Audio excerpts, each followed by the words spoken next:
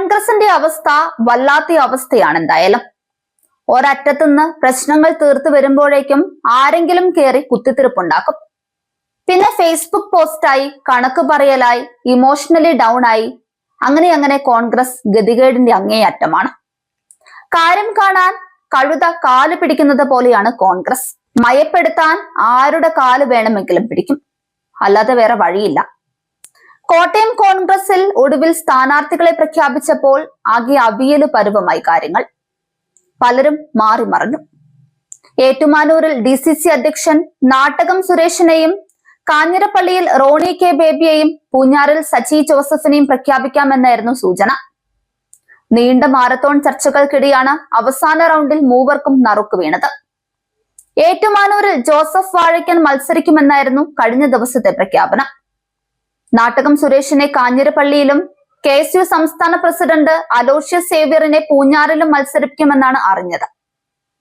എന്നാൽ അവസാന നിമിഷം സ്ഥാനാർത്ഥികൾ മാറി മറിഞ്ഞു. ട്വിസ്റ്റോട് ട്വിസ്റ്റ്. ഇതോടെ ആദ്യം നറുക്കു വീണവർ കലിപ്പിലായി. തുടക്കം മുതൽ നാട്ടകം സുരേഷിന് ഏറ്റുമാനൂർ സീറ്റാണ് പറഞ്ഞത്. എന്നാൽ അപ്രതീക്ഷിതമായി ജോസഫ് വാഴയ്ക്കന്റെ പേര് ഏറ്റുമാനൂരിൽ ഉയർന്നതോടെ നാട്ടകത്തിന്റെ പേര് കാഞ്ഞിരപ്പള്ളിയിലും ഉൾപ്പെടുത്തി.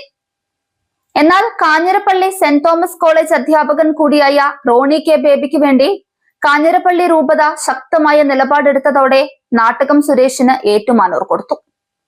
ഇതോടെ ജോസഫ് വാഴയ്ക്കന് സീറ്റ് പോയി. കാഞ്ഞിരപ്പള്ളി സീറ്റിൽ പ്രതിപക്ഷ നേതാവ് VD സതീശന്റെ nominee UDF convener Filson Mathews ആയിരുന്നു. ആന്റോ ആന്റണി MP നിർദ്ദേശിച്ച പേര് ജിജി അഞ്ചാനിയുടേതും. രമേശ് ചെന്നിത്തലയ്ക്കൊപ്പം നിൽക്കുന്ന ആളാണ് റോണി കെ ബേബി.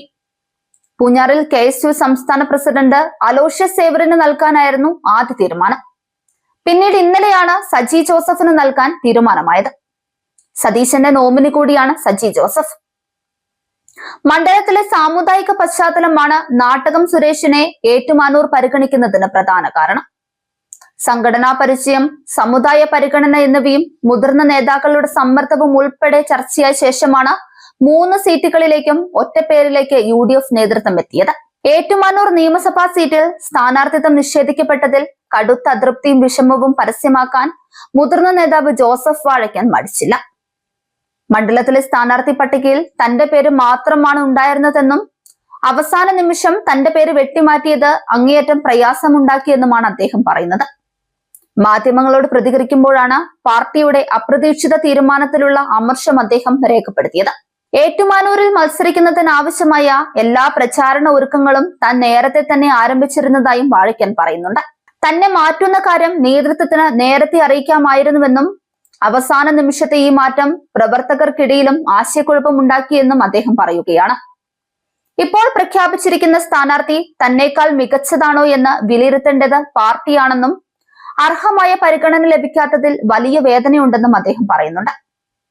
സ്ഥാനാർത്ഥിത്വത്തെ ചൊല്ലി തർക്കങ്ങൾ നിലനിൽക്കെ ജോസഫ് വാഴയ്ക്കന്റെ ഈ പരസ്യ പ്രതികരണം കോൺഗ്രസ് നേതൃത്വത്തെ കൂടുതൽ പ്രതിരോധത്തിലാക്കിയിരിക്കുകയാണ്.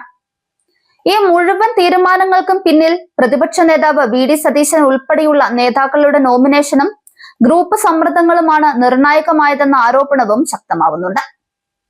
സംഘടനാ പരിചയമോ പ്രവർത്തകരുടെ മനോഭാവമോ അല്ല, മറിച്ച് ഗ്രൂപ്പ് രാഷ്ട്രീയവും സമുദായ സമവാക്യവുമാണ് കോൺഗ്രസിന്റെ സ്ഥാനാർത്ഥി നിർണയത്തെ നിയന്ത്രിക്കുന്നതെന്ന വിമർശനം ഉയരുകയാണ്.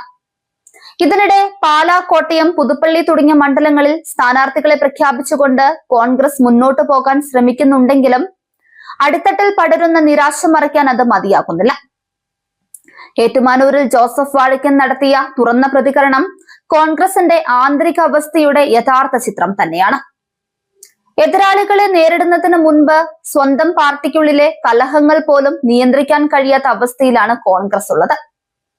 സ്ഥാനാർത്ഥി നിർണയത്തിൽ പോലും സ്ഥിരതയും വ്യക്തതയും പുലർത്താൻ കഴിയാത്ത ഒരു നേതൃത്വത്തിന് ജനവിശ്വാസം നേടുക എത്രത്തോളം സാധ്യമാക്കുമെന്നാണ് ഇപ്പോഴുയരുന്ന പ്രധാന ചോദ്യം.